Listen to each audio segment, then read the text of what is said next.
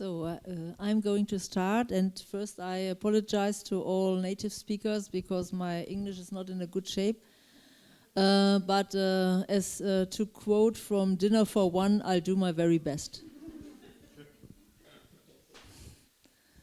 And if you, I told you. No, that was great. That was no.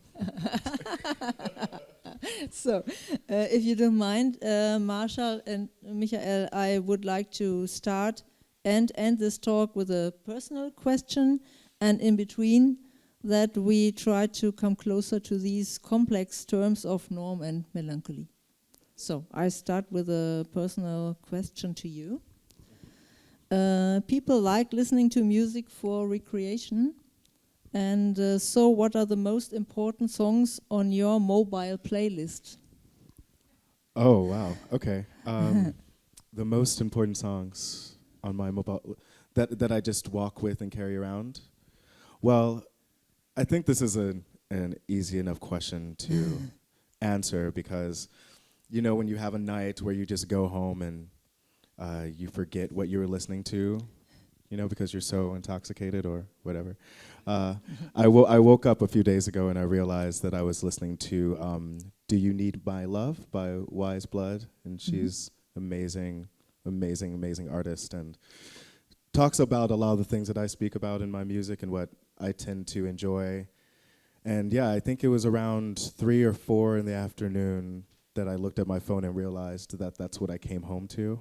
It's like, wow, you really had a bad night. That's what was on your now playing list. So things like that. I've also been listening recently to a lot of Janet Jackson, particularly from the Velvet Rope phase, which I think is her best. This track called Empty is really beautiful to me, and I think that's been on repeat. Yeah, I think basically those, Empty and maybe that song in succession, might be my most powerful right now on the playlist. So, thank you. So, Michael, most people travel for recreation. You are traveling to prepare your artistic work. How do you recover? How do you gather strength for new projects?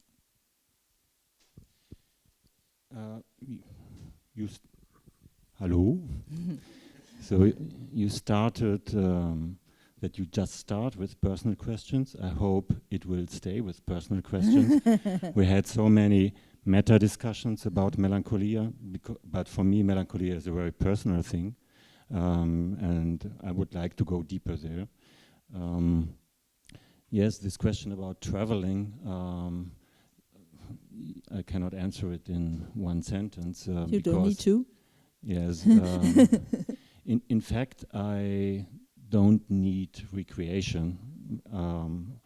Basically, my life is so structured in a rhythm that I can continuously work, so without weekends or holidays. So travel is part of my work.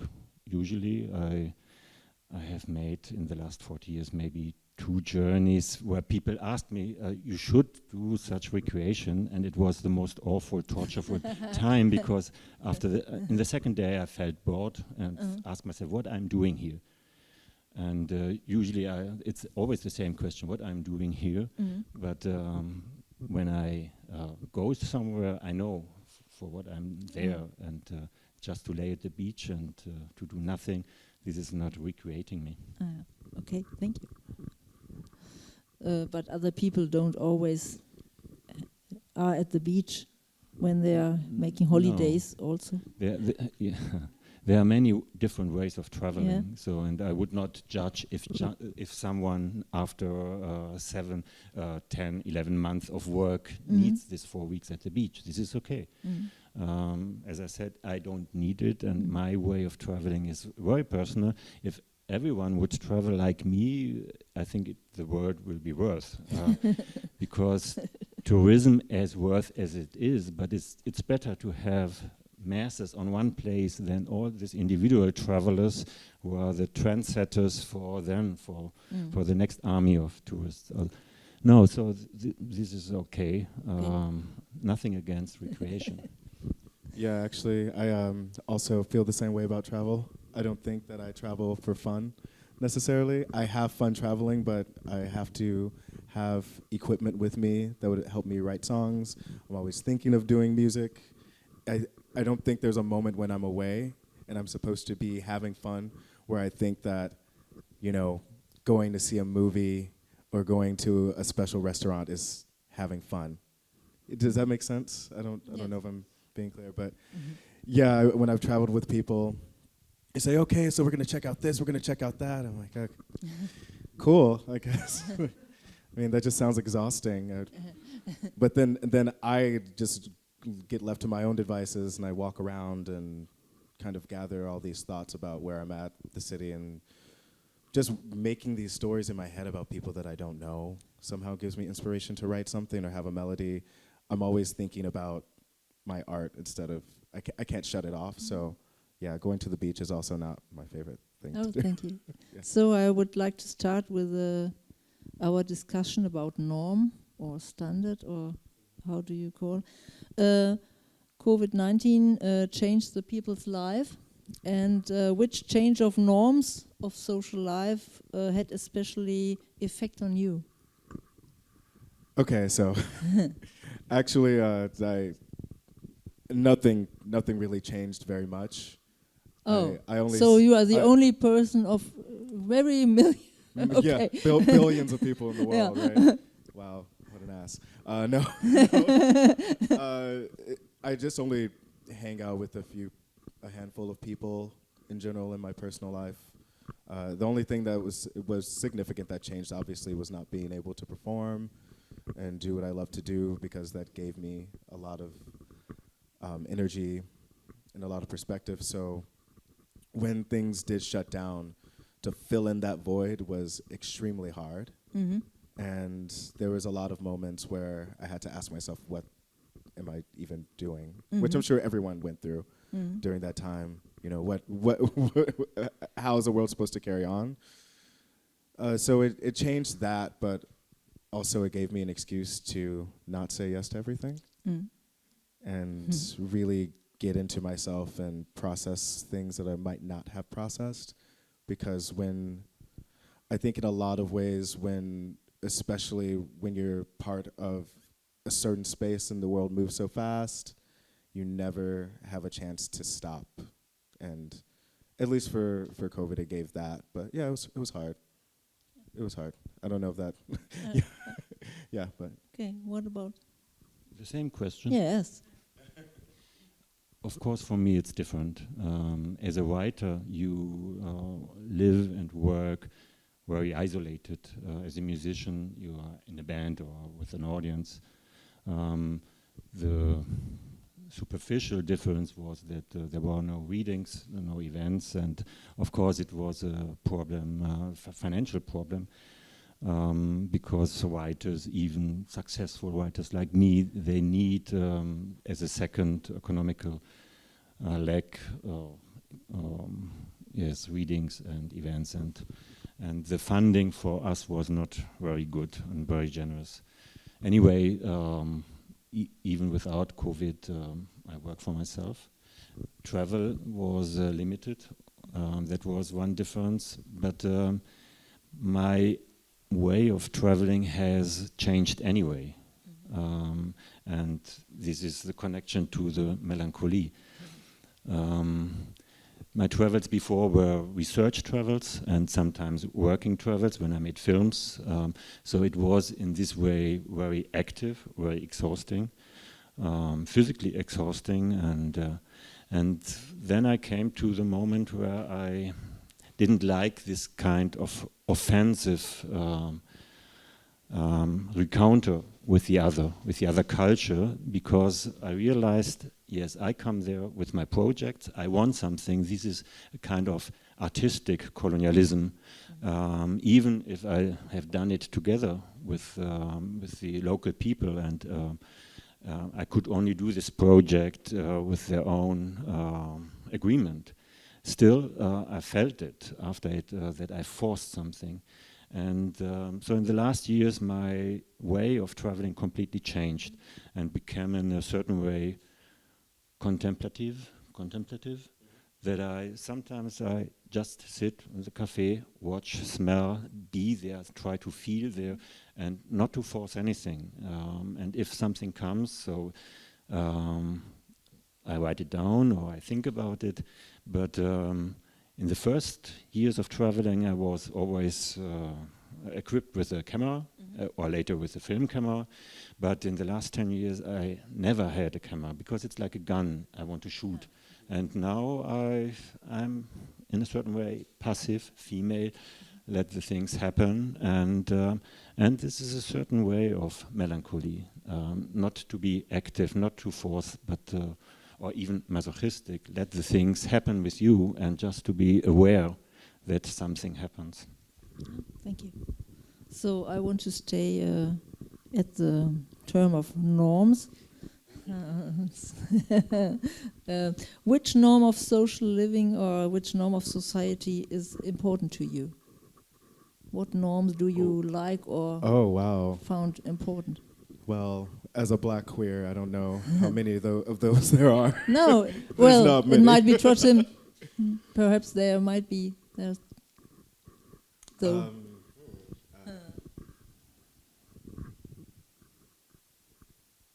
I think freedom of expression has become quite the norm in a lot of societies, and I think that should stay. Whether people allow that freedom of expression in actuality is different, but it's tossed around enough. I think I'll go with that. That's my safe one. Yeah. Yeah. It's very powerful.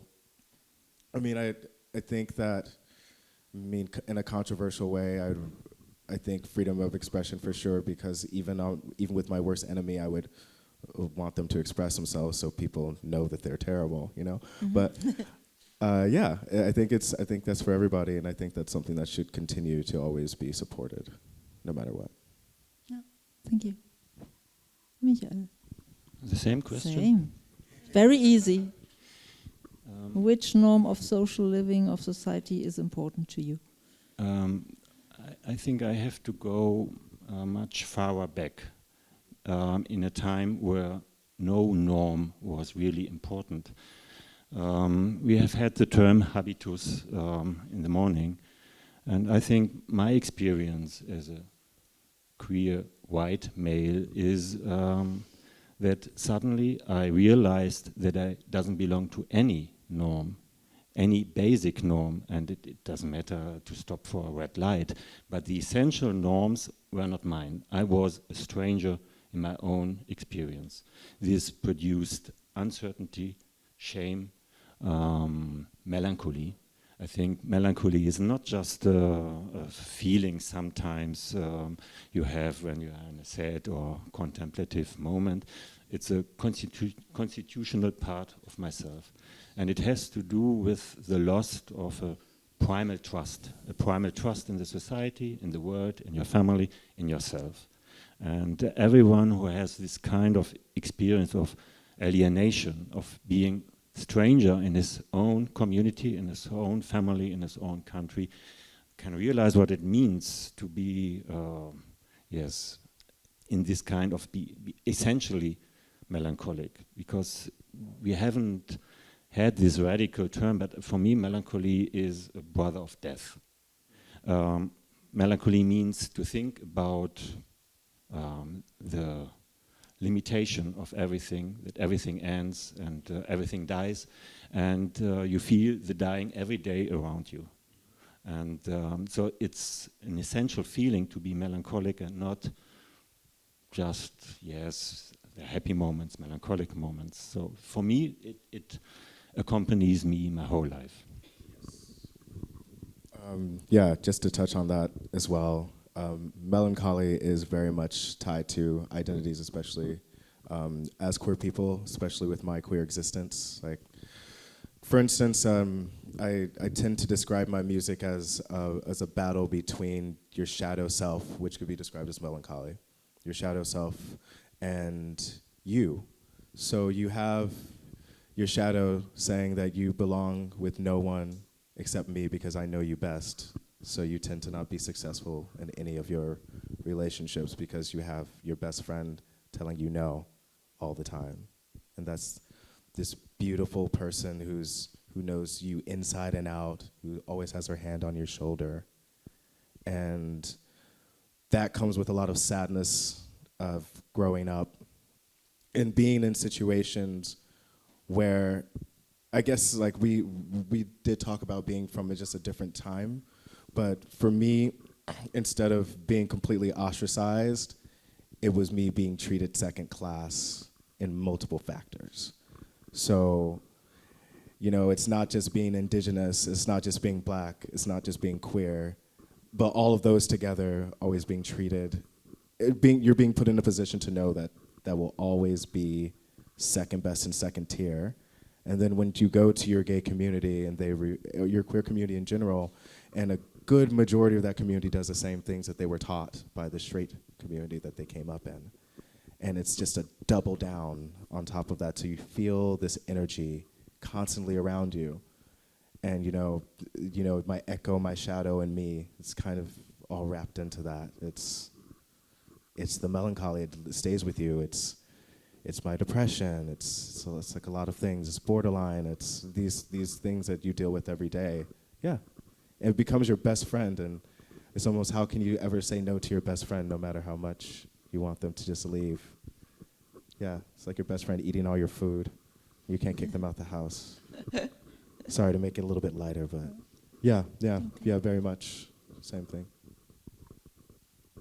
So if you don't obviously talk about norms, well, I will change to melancholy now. No, we are talking about norms, yes.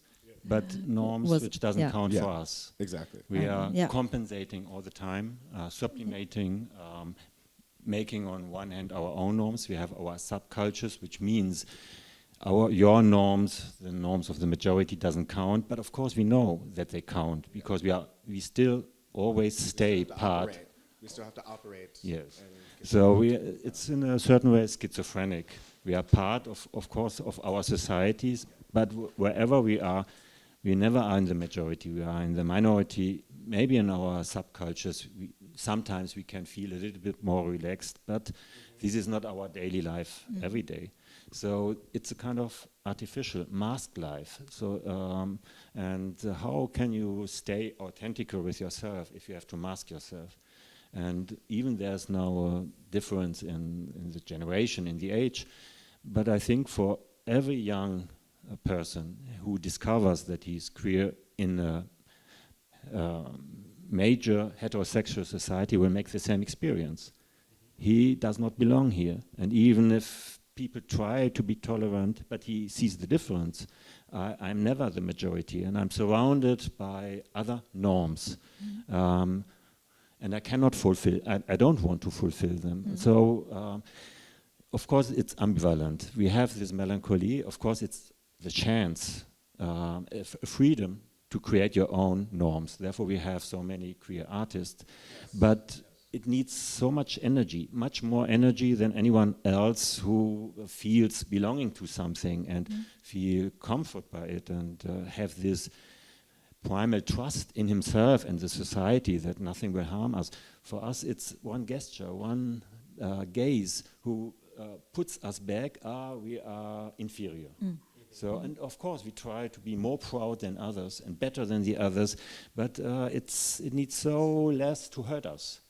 And it happens so often, even people don't realize it, but that makes us our whole life to be cautious and sensitive and not to be too open, because we can be hurt.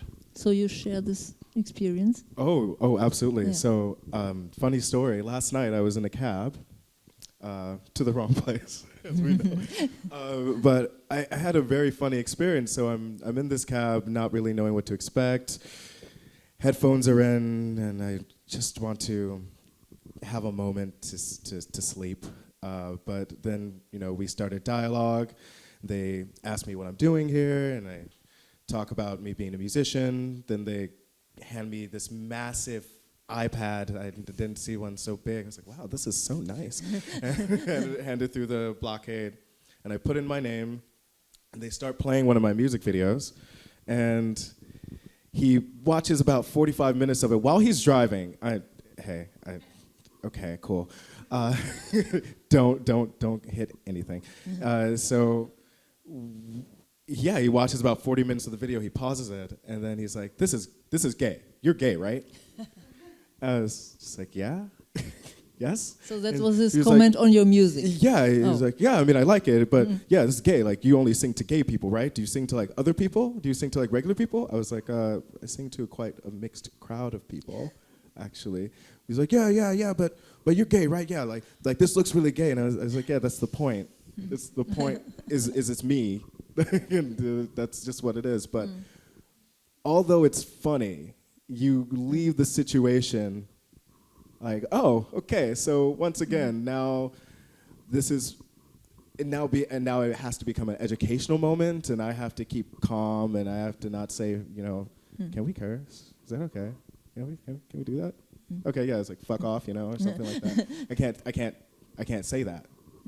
I don't want to. I don't want to waste the energy. So I just sit there and I say, yes, I perform for everybody, when I should have been saying, what the fuck kind of question is that?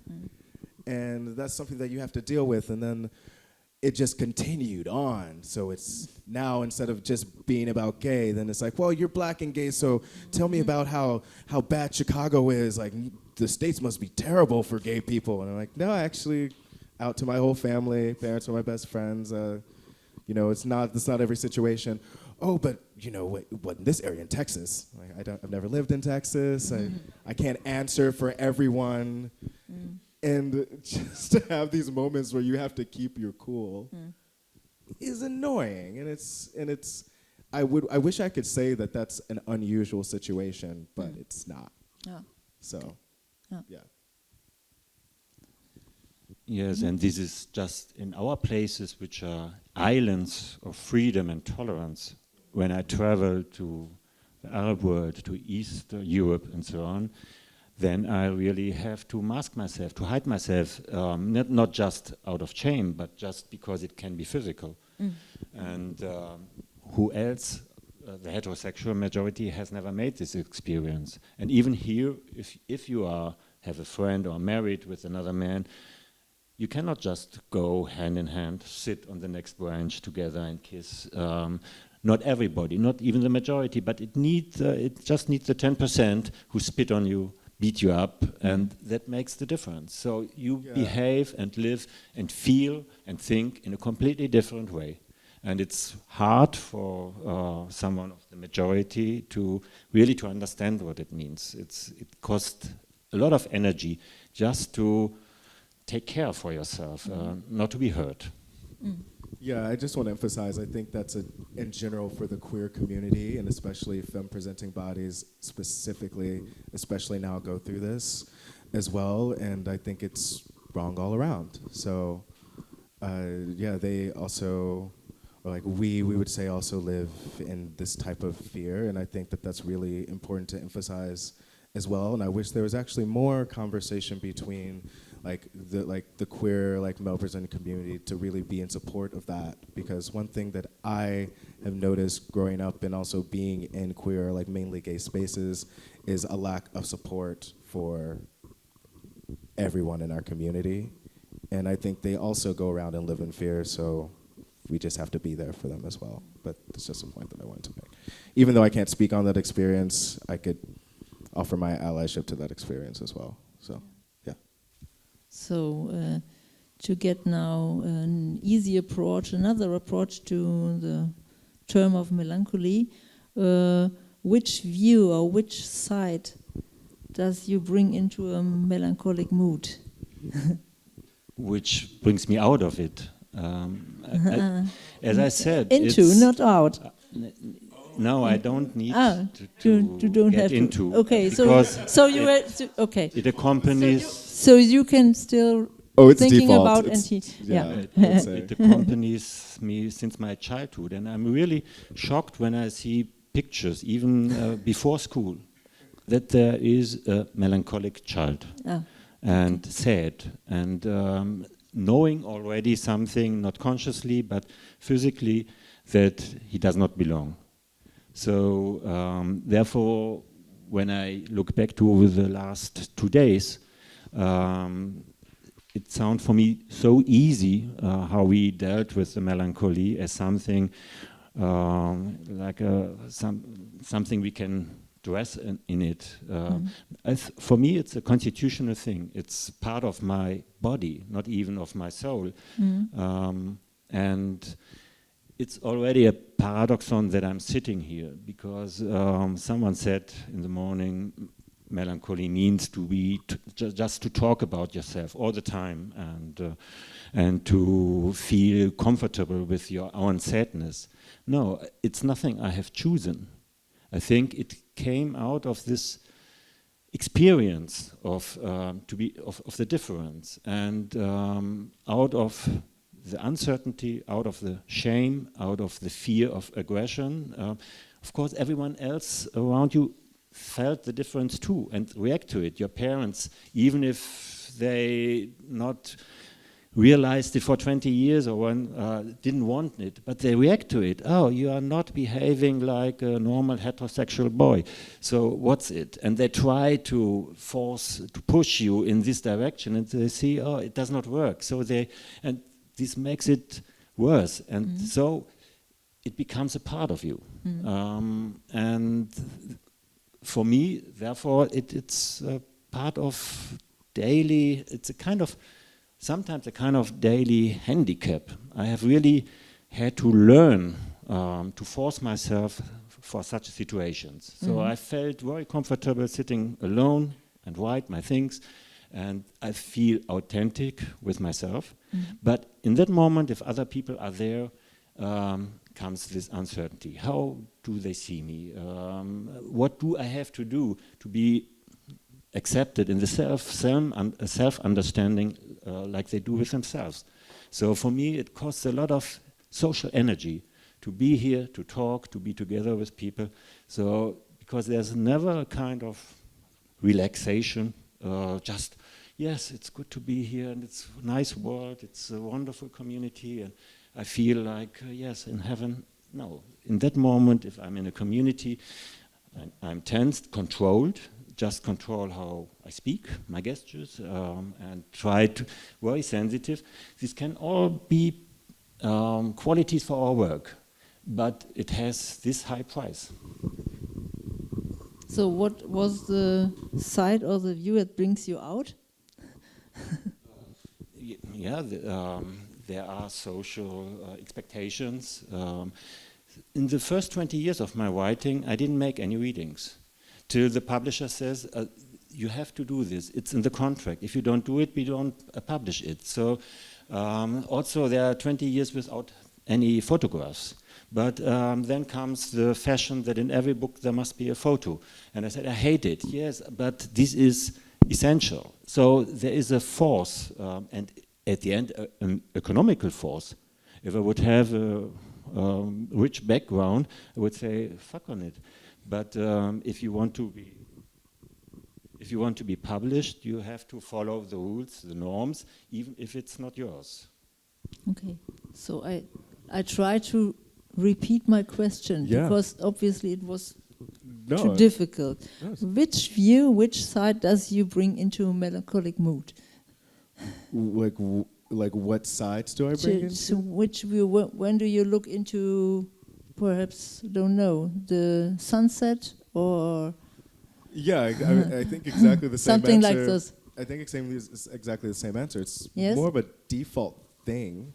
Yeah. I would say that it's always just resonating. It doesn't have to be as loud, but it can be in the background.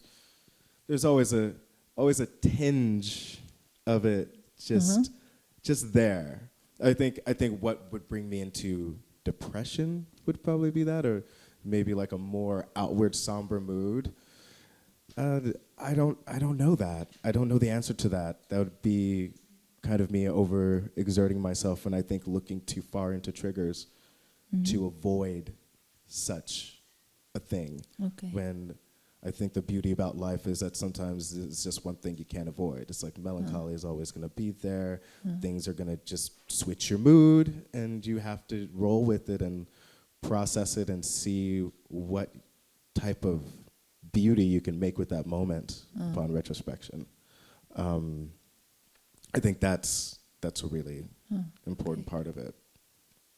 As far as what gets me out as well, because I guess we're doing the same. We're doing the same. Yeah. Okay. It's like I've been paying attention. As far as what gets me out, performing. The rush of emotions, of being fully enthralled in a moment that you got out of. That it's the payoff there. Some of the most depressing, some of the most intensely emotional times I've had, I've been able to come out on the other side of it musically because I've gone through that journey with myself, and then being able to sing it and then being able to release that in a way to someone else. That is my high. It's the best high. It's better than anything. It's true love to me. So that is yeah, that makes me happy. Yeah, that brings me out of it. Yeah. What is sorry? Do you feel a difference? Is there a difference between melancholy and sorrow? Do you think that? If I may be honest, whenever I hear sorrow now, I don't know. I think of kind of. I think it sounds like a joke to me. I don't know if that makes sense, but it's like, oh, sorrow, emotional. So I'm just like, Okay. Okay, but as far as the difference, I think that I think sorrow is a bit more external than depression would be. Okay. It has more external factors. I think depression is also something that could be triggered, but it's triggered from something internal, whereas sorrow is triggered by something external, and I don't assume sorrow to be reoccurring as well, like depression is. Like when I think of sorrow, I also think of you kind of processing an acquaintance's death or the loss of someone from afar that you weren't so close with. Okay. Does that make sense? Yeah, I think so. Yeah. More in that way, but yeah. Okay. Yeah. So Marshall told about his happy moment in acting. What is the happy moment in writing? Is it someone somewhere? Yes, of course. Well. I think it has to happen. I think it's creating sense. It's creating sense in a more or less senseless world. And when I was productive, I feel really happy. And I think I have to add, because it's now really pulling us down, there is one quality of this experience of strangeness and melancholy, especially during my travels, that it allows me to translate my own experience into other cultures and other forms of strangeness when they, and in a certain way, on a different level, we belong all to minorities, maybe some better accepted and some worse accepted, but if it's so essential, it helps me to understand Jews in Germany, Sinti and Roma and so on, because the basic experience to be belonging to a inferior regarded minority in your own society is similar in what it makes with your body and your soul. And and that helps me to overbridge this kind of normative communications, and even in a non-verbal way, that I was in societies where I didn't share the language, but I was able to share the experience in a non-verbal ways and to create a community with someone in all other ways completely foreign, but that gives us a common basic, because it goes so deep and so far back that we say, yes, this is what makes us in this way similar. I would come now to my last two personal questions, and the One is, while looking back, would you recommend to yourself becoming author?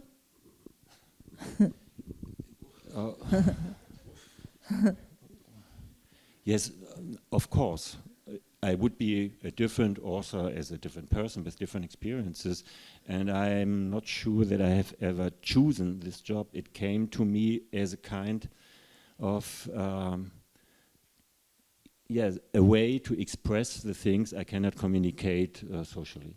So it starts probably as a kind of monologue, conversation with myself, to find words where the society didn't offer me words. So there were, especially in my youth, it was taboo. No one talked about it. There were no films, no medias, and especially in a small Westphalian village in the 60s and 70s. Basically, there were no role model, no one who existed. We looked for, when I was younger, we looked for literature centuries old, just to find something which could be connected with that what you are.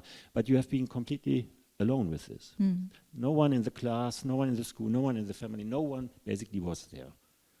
So that means I was forced to find my own language, and that made the way to literature. So otherwise maybe I would not have survived it. And many have not survived in different ways. Some stayed in the same town I come from, married and so on, and have a double life, and some killed themselves, some have gone to the next big city, to Berlin or whatever. But then when I was 18, it started. And so I think this was the generation who started to come out loudly and went out of the dark bars where you have to ring the bell. I was at the first Christopher Street Day in Berlin, 1979. Most of you have not been even born, but there were just a bully bus with 12, 15 students in violet Latzhosen. I don't know the English word. So from the university queer group, the first one, and on Kurfürstendamm, the first time that an open public demonstration were there, and people were not even shocked. They didn't understand what's going on. What are these strange people with banners and against paragraph 175, our gay criminal law, and they didn't understand who they are. Creatures from somewhere, they didn't know that they exist. And even if they exist, how can they be so, why can go there to Kurfürstendamm and disturb the people in the cafes? And so now it looks like Stone Age, now when man can marry. But so I have seen all the razzias, you say the same, in the cafes, in the parks and so on, and where gay people have been beaten by the police. And lives have been destroyed because most of the people have not been out, but they were be outed by the police and the criminal courts, and the whole existence have been ruined. Family fathers with the kids, you could have been blackmailed till when was the last change in the 2000s? But you were criminal. You could have been blackmailed with any contact. So you have been really. Not even the edge of the society. So if you asked parents, they would prefer a murderous son than a gay son. Yeah, that's what Strauss, Minister President of Bavaria, has said verbally. And that was the attitude in many families. Okay, so wait, can we do the question again, actually? No, it's another now. It's another? Oh yes, very, very different now. Yeah. So, but you can answer to this because it's interesting, of course. So, what would you recommend to your younger self to get to become musician? Yeah, I think that you said exactly all the same things that I was thinking in the context of. Yeah, I mean, this is your story. This is your calling, and you had events that led you to this, and you should stay with it. Like, I don't think I would tell my younger self to do anything else. Okay. So then, I mean, also, you know, it's always something that was just set in stone for me. So I just have to follow it. I think I would tell my younger self to maybe just have a backup degree. Just do something on the side. okay. Like, your parents would just be like, no, you can do it, but don't listen to your parents. Do something else on the side, just in case. But I would never tell them to not pursue music. It was always, that was all I wanted to do. I actually started to remember recently when I was maybe 5, I would annoy my family so much because anytime there was a big gathering or a cookout, I would all make them come to the couch. And I would sing something completely non-audible to them. But I was just like, woo. And they're like, yeah, okay, good job. What the fuck is going on? They're very nice to me for that. But yeah, it was already in the cards. I don't think I could even convince my younger self anything different. So yeah, keep doing your thing. Yeah. So then my last question I noted here was, what would you say if Ed Sheeran himself was knocking at your door, asking for collaboration? Honestly, this is probably the most pretentious thing I've said at all this week, but no, I would say no. I would say if he wanted a collaboration, I would love to write a song for him and get a ghostwriting credit and the money that comes along with that ghostwriting credit, but mostly no. Yeah. Okay, thank you. What if he sees it somehow on the web? I meant it, Ed.